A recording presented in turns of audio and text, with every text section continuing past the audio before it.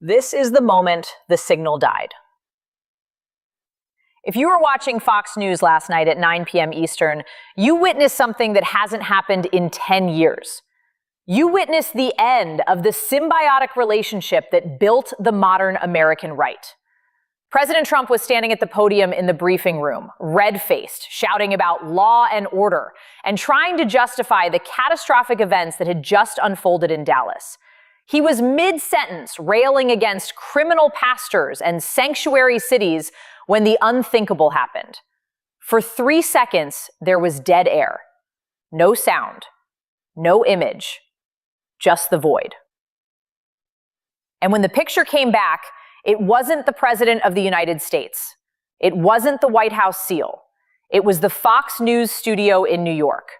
And the anchor, visibly shaken, holding a piece of paper that was trembling in his hand, looked directly into the camera and said 5 words that broke the MAGA coalition forever. "We cannot show you this."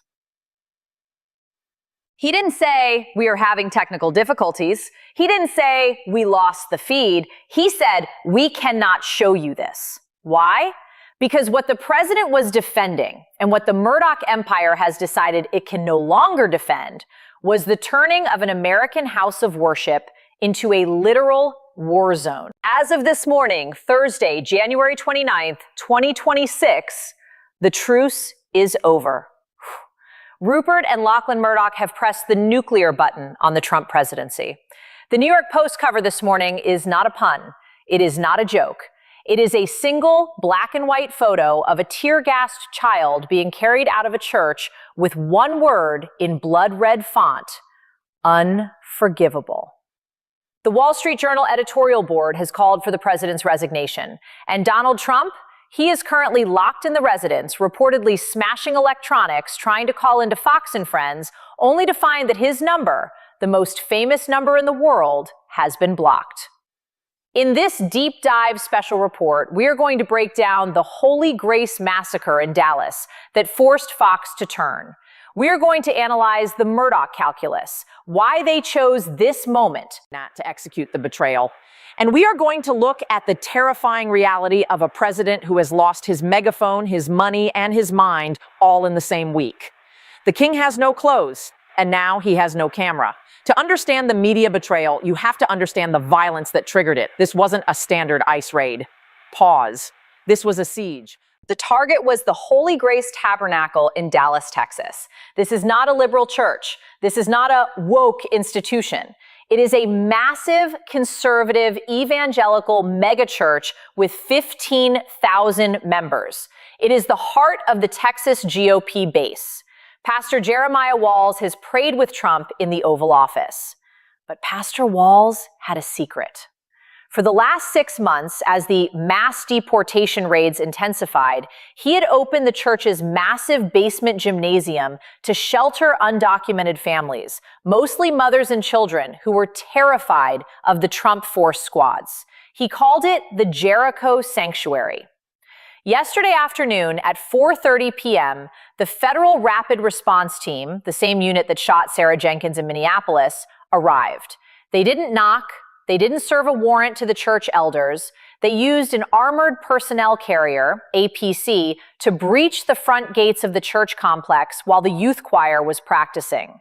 Witnesses describe a scene of absolute chaos. 50 federal agents in tactical gear stormed the sanctuary. When the church security team, mostly retired cops, tried to stop them, the feds didn't de-escalate. They fired flashbang grenades into the narthex. The smoke filled the main hall. The choir kids, ages 8 to 12, began screaming.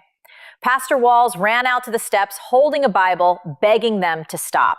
"This is holy ground," he screamed on the live stream that was broadcasting the choir practice. An agent struck him in the face with the butt of a rifle. The pastor went down, bleeding from the head.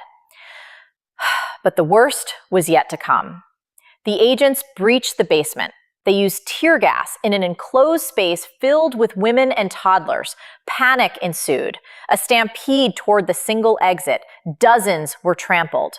3 children are currently in critical condition at Parkland Memorial Hospital with crushed chests and chemical burns in their lungs. The visuals were apocalyptic. Nuns being handcuffed, children vomiting from gas on the church lawn, the pastor, a pillar of the community, being dragged away in zip ties, his face covered in blood, while the agents tore down the wooden cross in the lobby to make room for the IR tactical gear. This wasn't law enforcement, it was sacrilege. And it happened live on the church's Facebook feed, which was quickly picked up by local news and then by Fox. Now let's go inside the headquarters of Fox News in New York. Sarcastic. Usually when a story like this breaks, the spin room goes into overdrive. The pastor was harboring criminals. The agents were attacked first. It's the Democrats' fault for open borders. But last night, the spin didn't work. Why? Because the victims were evangelicals. The people in that church were Fox News viewers.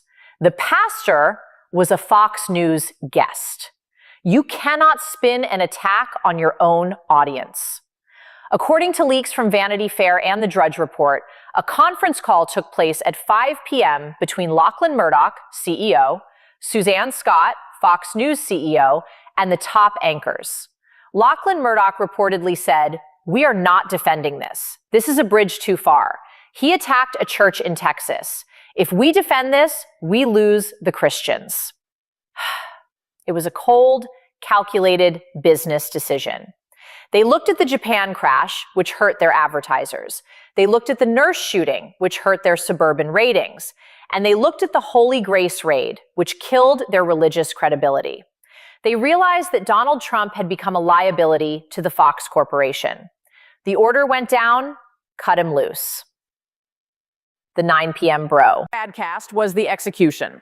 When Trump took the podium to defend the raid, calling the pastor a coyote and the children human shields, the control room in New York had the green light. They let him speak for 2 minutes, just enough to let him hang himself with his own cruelty, and then they cut the feed. The anchor's monologue that followed will go down in history. Ladies and gentlemen, what we just saw in Dallas is not law enforcement. It is not conservative. It is a violation of the sanctity of the church, and it is a violation of the American conscience. We cannot, in good faith, broadcast the president's defense of the indefensible. He didn't blame the deep state. He blamed the president. It was the first time in 10 years that Fox News officially broke with the MAGA narrative on a breaking news story. The shockwave was instantaneous.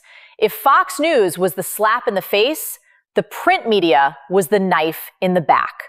The Murdoch empire is coordinated. When they move as a phalanx.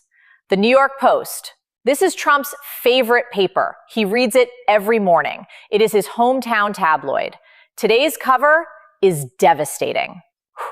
Unforgivable. The subheadline, Trump's goons gas kids in church raid. Passed or beaten, president laughs, enough.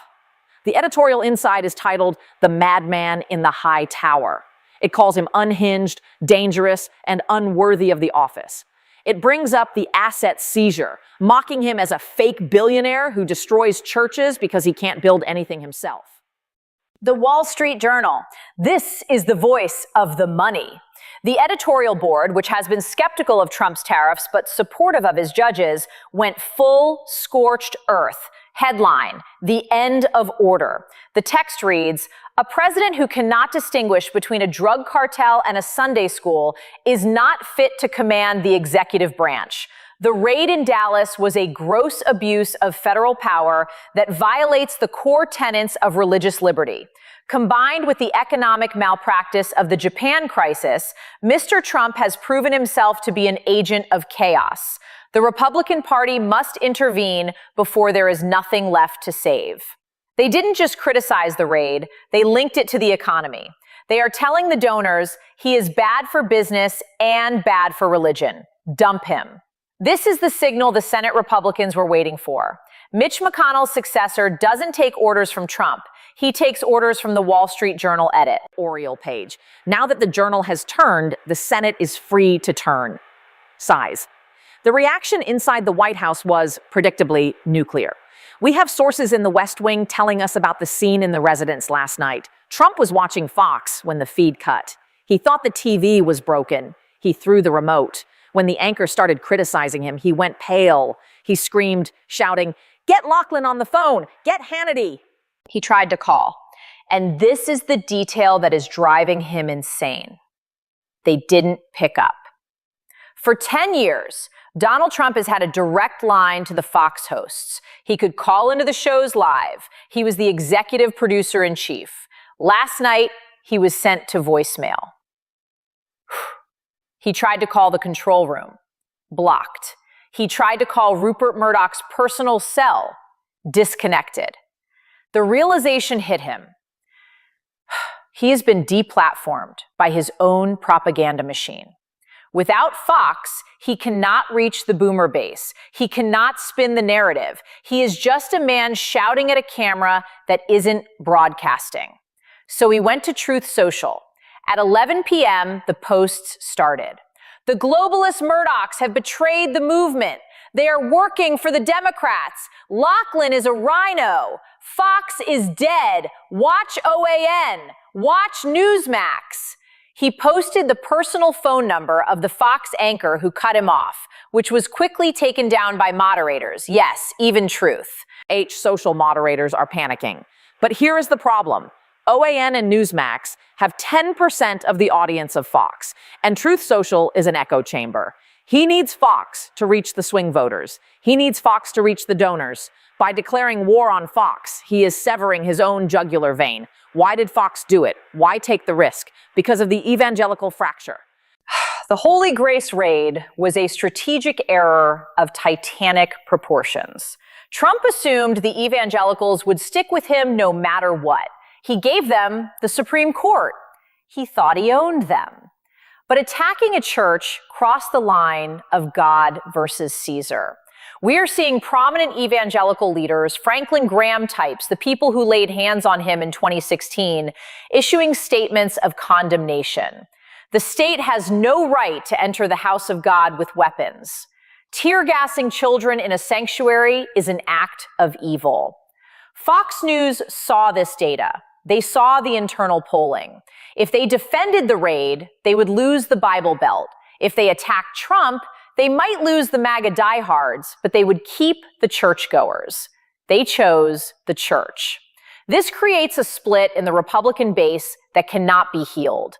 On one side, the Trump or death cultists who think the pastor was a traitor. On the other side, the family values voters who are horrified. By the violence. Pause. A divided base cannot win a midterm.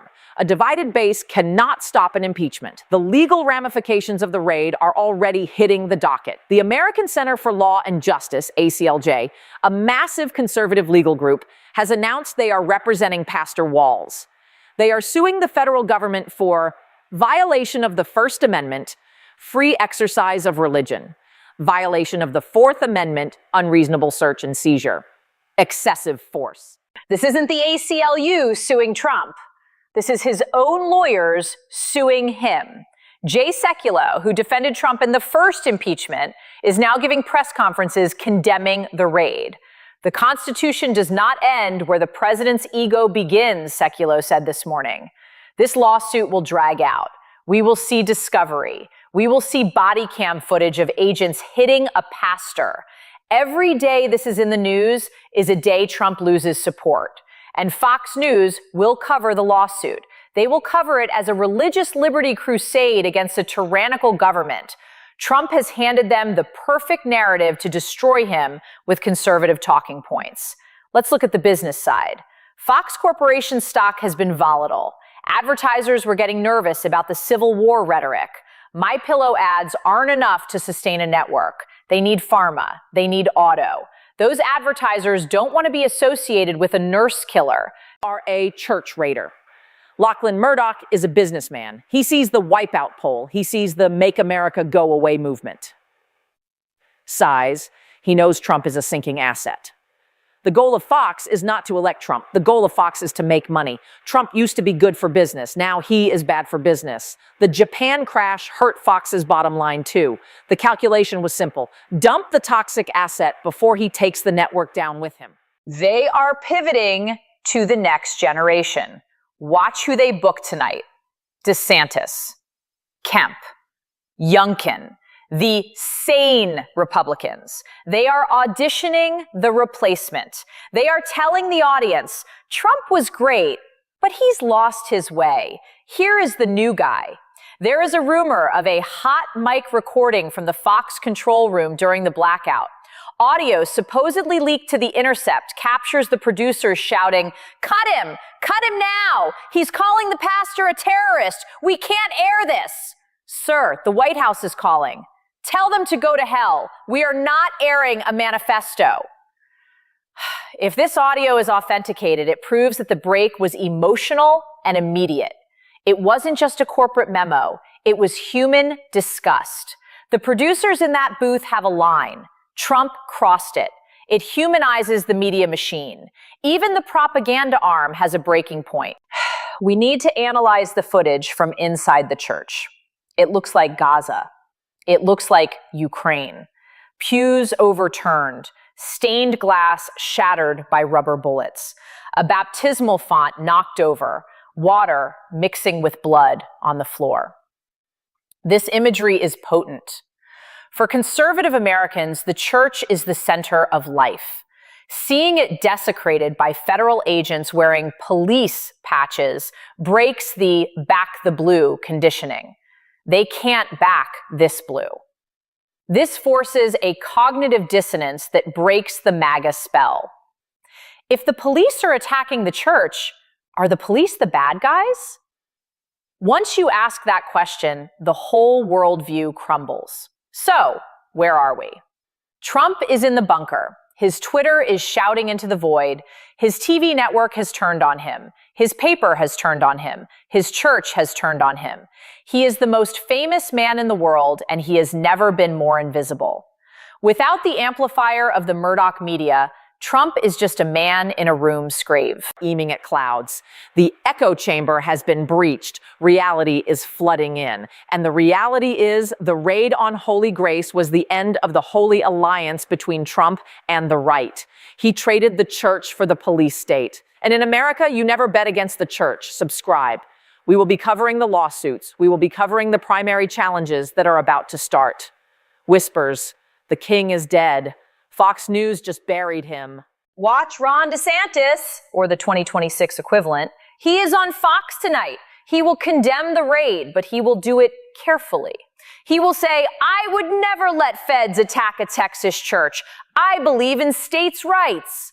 He will position himself as the competent Trump.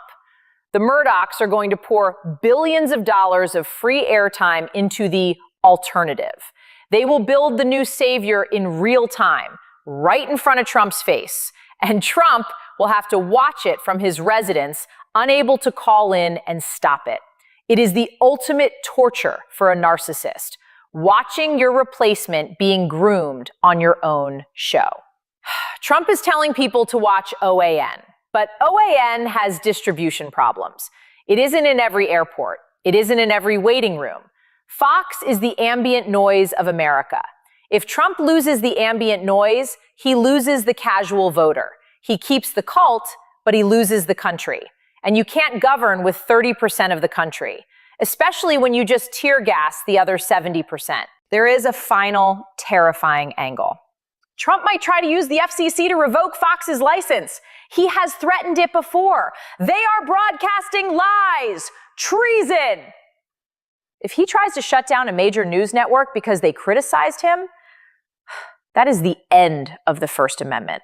That is the moment the Supreme Court has to step in. And remember, the Supreme Court is Catholic/evangelical.